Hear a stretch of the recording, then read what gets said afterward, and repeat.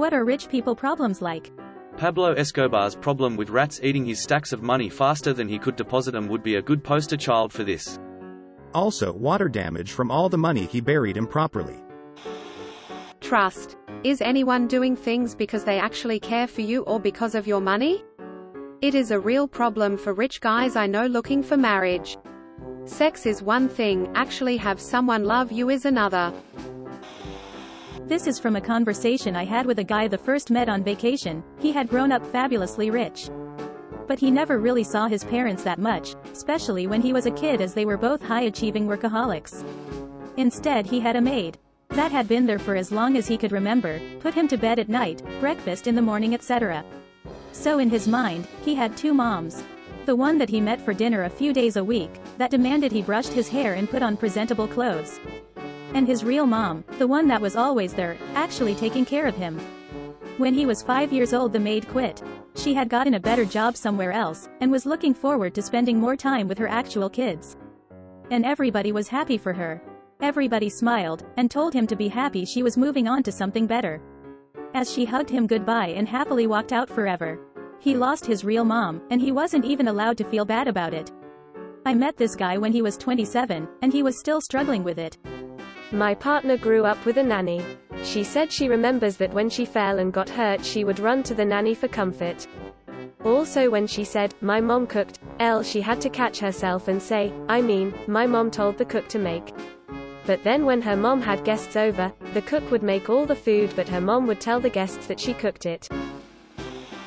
The other day, a client of my dad's wrote a $3,000 check for my medical bills.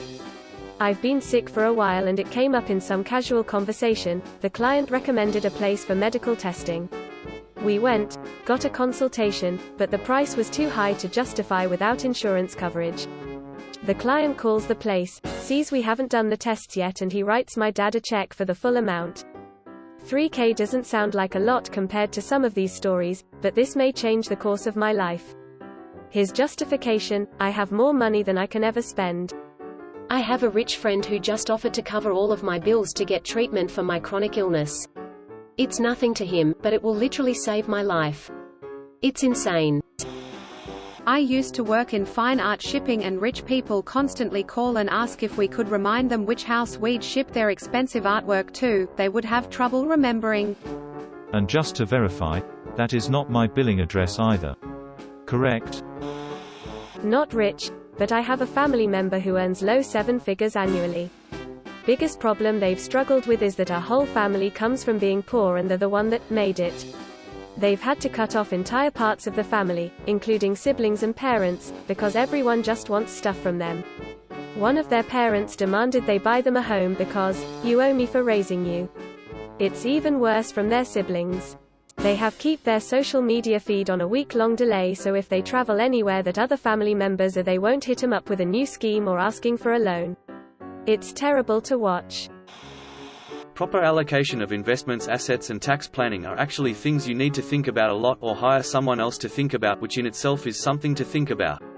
Along these lines, accidentally having 6 or 7 figures in your checking account because you haven't been paying close attention lately and missing out on interest or investment gains. Not being able to understand what money means to people below their financial status.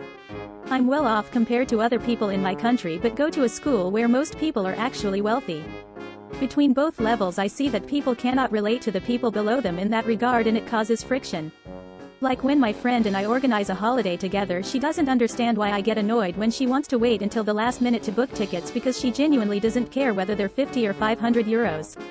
Or when my partner's family's car got stolen, they didn't bother getting a reimbursement from the insurance because it was too annoying to set up. This means people also sometimes don't reimburse you when you pay for lunch because they already forgot about this, and for them $30 is nothing, so why would it be for you? And they don't notice when you get them a really nice gift because all the gifts they get are really nice. This isn't malicious at all, just a genuinely different perception of reality. I ran into an old friend who was doing extremely well a few years back and who grew up wealthy as well. He mentioned to me how he and his fiancée wanted to buy their own apartment in New York because he was sick of both of them throwing out $3,000 each for rent each month, and how it was draining their ability to travel. Did not occur to him that as a teacher I made significantly less than $3K a month, and when I told him, he thought I was lying because he genuinely could not fathom living on less than $10K a month. It was eye-opening for both of us for different reasons. Before anyone asks, yes, he knew and knows that the poor exist, but he didn't understand that his own friends were poor, by his standard or otherwise, and just how many of us were and are struggling to make ends meet. He thought most of us were living below our means on purpose, and it took this conversation for it to click for him why he didn't see any of his old friends traveling the world or getting professional portraits done or buying fancy cars. He thought we were just living lives and not doing those things just because, and not because we couldn't. My rich friend has no kids, so he's trying to figure out how to spend all his money before he dies so it doesn't go to some cousins he doesn't like. If I just mention something I like, he'll buy it for me immediately. It's ridiculous. Your friend kind of sounds like Bilbo.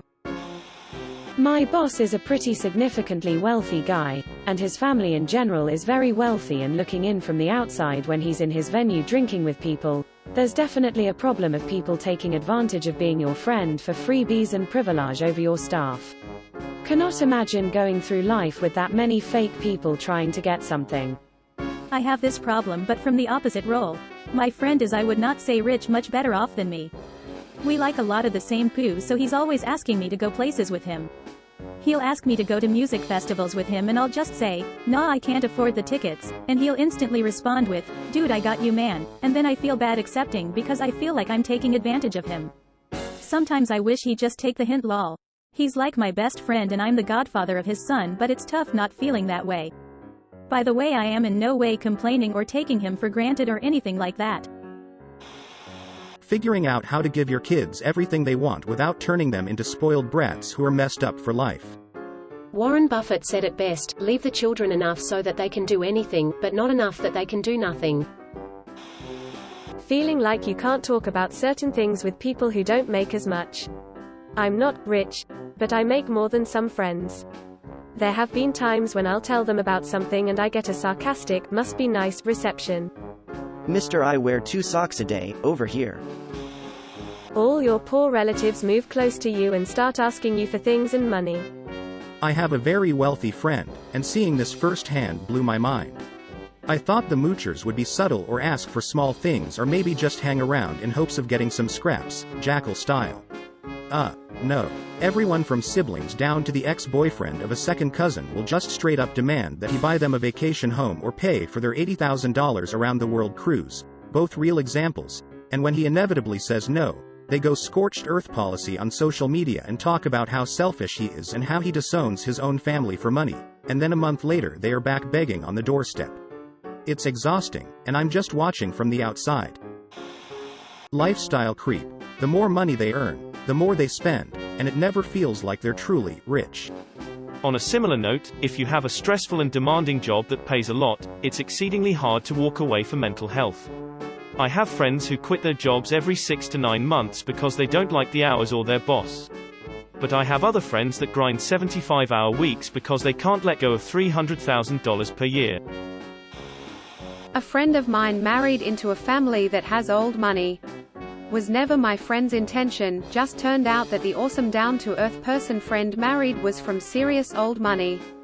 2 of the adult children in the family are currently trying to stop their parent from buying random houses for other rich families' kids. They don't even want the money, they want the parent to invest in philanthropy and the local community. Parent won't do it and just wants the rich kids from other families to be grateful to them. So somewhere out there, some people my age from a wealthy family are getting a free house from another wealthy family. Meanwhile, my partner's unemployment ran out, we have about 2 months runway before we have nothing, we're picking groceries carefully to save a few dollars. Houses in our area have gone up $50,000 in the past year and we may as well be renters forever, it's surreal. Wi-Fi doesn't reach across the entire house. I'm poor, live in a tiny apartment, can be 5 feet away from my router, and still have this problem. Wi-Fi interference sucks. Okay, I'm actually going to answer the question seriously. For context, I was born in a wealthy family, not obscenely rich, but well off. I'm perfectly aware that these problems are frivolous compared to what others have to go through, and I don't feel sorry for myself at all, but you asked, so here it goes. 1. Never really being sure whether your partner actually loves you, or tolerates you because your money makes their life easier at times. 2. Having all your accomplishments invalidated by the fact that you have money. I'm the first to recognize that I haven't had to face most of the barriers that others had, that I'm benefiting from incredible privilege. I'm eternally grateful for that. That said, I still think I have at least a bit of merit for the things I've done. I've known other people born into wealth who haven't done poo with their lives because they take everything for granted and think success is owed to them. 3. Alternatively, having all your everyday life problems brushed away.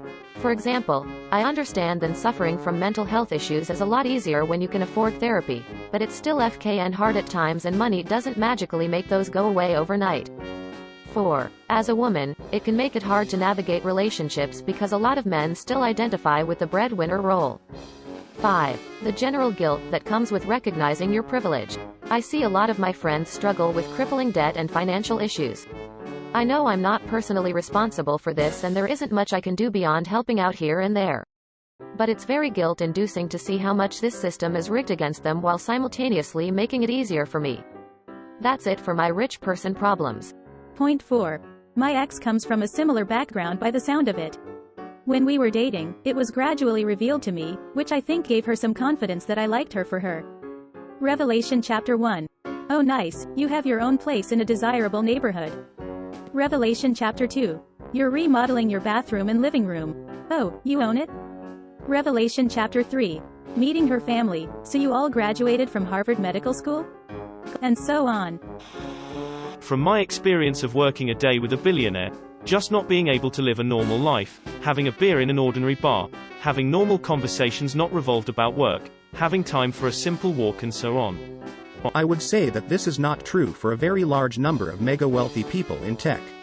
Sure, you have your Musk types who will get recognized at many places, but there are plenty of unknown tech billionaires, and 100 millionaires, and foreign nationals that live in the United States at least part-time. Many of them are very normal and stand in line at Whole Foods next to you and you would never know. If you've ever been to downtown Palo Alto on a Friday night for dinner, there is a very high chance that you are sitting amongst hundreds of millions and billions of dollars of net worth and would never be able to tell. Then add in the frequency in which you will see high-end Teslas on a daily basis in SV, it's really not that hard to blend in, where cars are sometimes a sign of extreme wealth. Some of the wealthiest people in tech, especially from the first tech boom in the mid-90s, have never had a Business Insider article written about them. Look at the net worth of the world's biggest celebrities and their wealth is a joke compared to anyone who worked as the first 100 employees at Google, for example. Rinse and repeat for all of the unicorns. I'm pretty sure no one here could name more than a handful. Wealth can easily buy anonymity. I grew up wealthy, but not obscenely rich. Here's a few. 1. Personally, I find it hard to accept the fact that it's very unlikely that I'll make the same amount my parents did. 2. It's sometimes awkward when people realize that my family is wealthy, especially in college with a lot of left-wing people. 3. It was hard for my parents growing up to not spoil me, though personally I think they did a very good job. Saying no to your kid when you easily have the means to say yes with little cost to yourself is hard. 4. It feels like a lot of your issues get downplayed because you're wealthy. I've been struggling with mental health for the past few years, and a lot of the times people's attitude is that when you're wealthy you don't have problems. It can feel very dismissive. I don't want this to sound like complaining, as I'm grateful for how I was raised, just observations.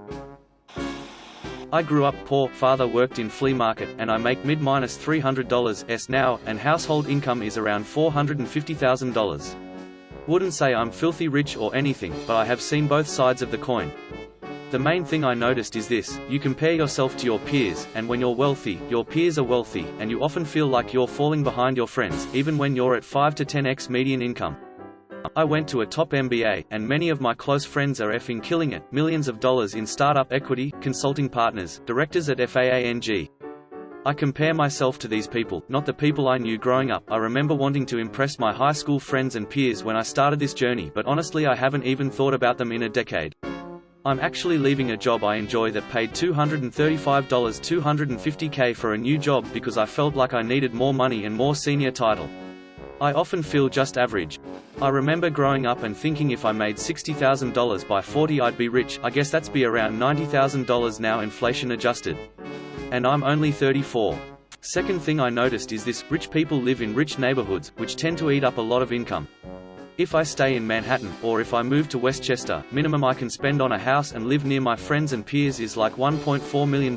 I can't really move to a LCOL area because my job mostly only exists in NYC.